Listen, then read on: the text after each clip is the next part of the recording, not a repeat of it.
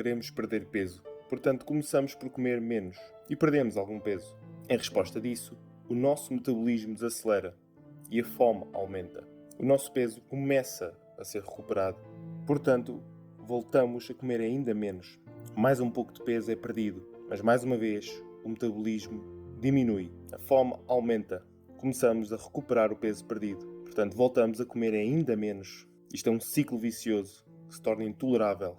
Nós temos fome, temos frio e estamos obcecados em calorias. Pior de tudo é que por muito que nos esforçamos, o peso volta sempre.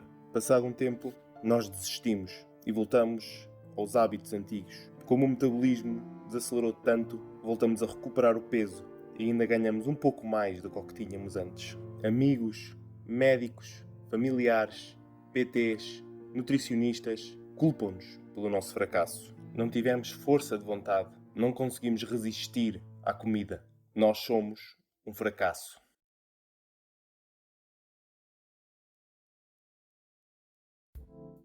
Calorias ingeridas menos calorias gastas é igual a perda ou aumento de peso. Dizem que 1 kg de gordura é cerca de 7.700 calorias. Portanto, cada caloria que se consome a mais irá para o armazenamento de gordura. O problema é que esta hipótese é falsa, não é científica e não se aplica ao ser humano. As calorias são mais uma das invenções que propõem para explicar porque é que nós engordamos ou não. E neste vídeo eu vou-vos explicar o porquê, utilizando lógica e a ciência.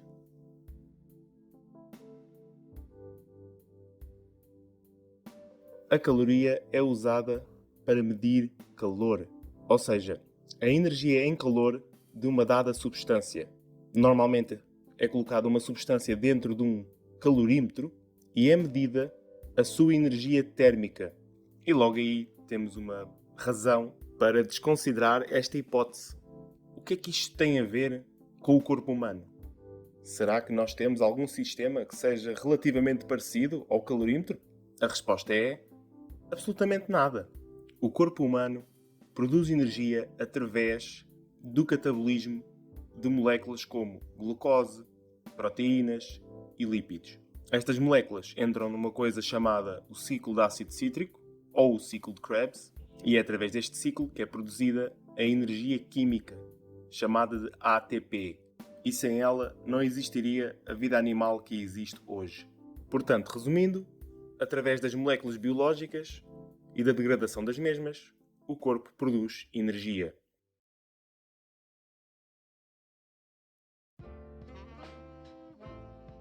Outra razão que desprova esta hipótese é o facto de não haver nenhuma forma de nós controlarmos conscientemente a maneira que o corpo utiliza a energia química. Ou seja, mesmo que tu estejas em excedente calórico, tu não fazes o puto de ideia para onde é que vão essas calorias. Tu não tens ideia se o corpo queimou as calorias sem as utilizar para armazenamento. Tu não tens ideia se essas calorias em excesso estão nas fezes. Tu não tens ideia se essas calorias em excesso foram para a síntese proteica. Só porque há excesso não quer dizer que vá para a gordura. Existem dezenas e dezenas de variáveis para onde a energia em excesso pode ser utilizada.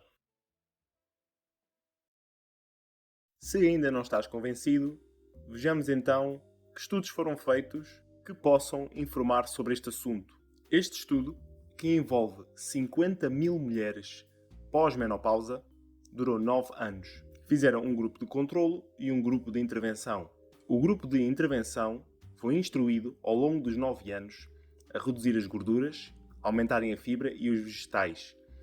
Durante os anos de intervenção, foram feitas várias sessões de grupo, todos os anos, para reforçar a ideia.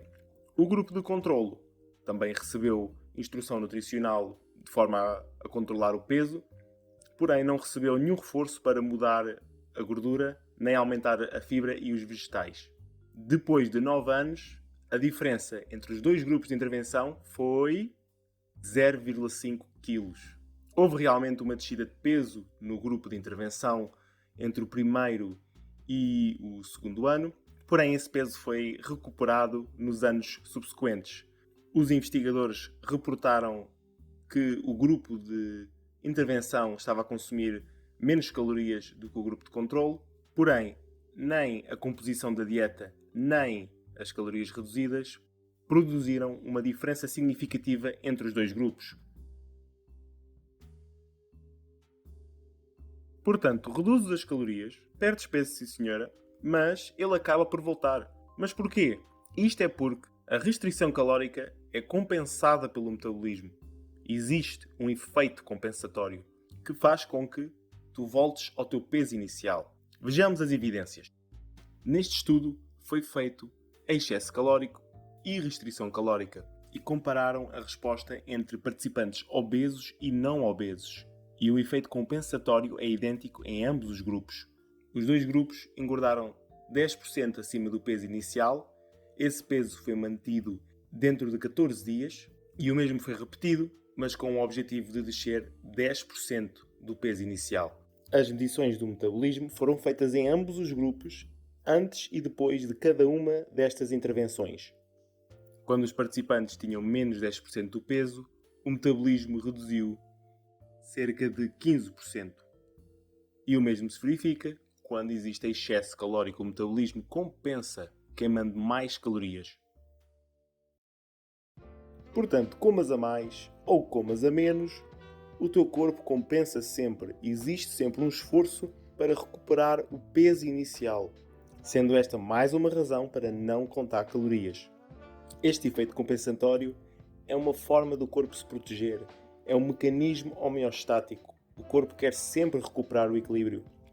E portanto, se estamos a ingerir energia a menos, consistentemente, ele vai tentar fazer de tudo para que volte ao normal.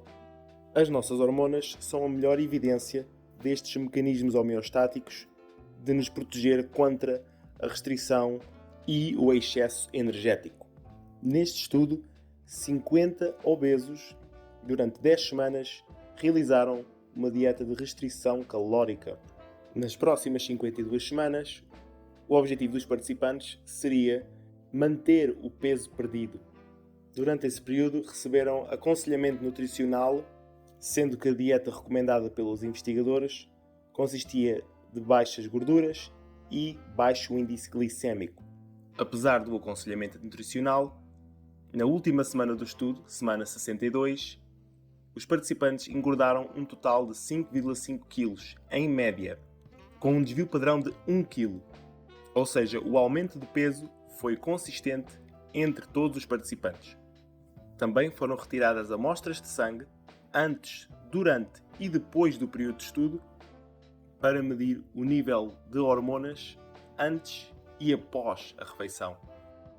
O que verificaram é que após a intervenção de redução calórica, a resposta hormonal foi significativamente diferente e persistiu durante as 62 semanas da intervenção.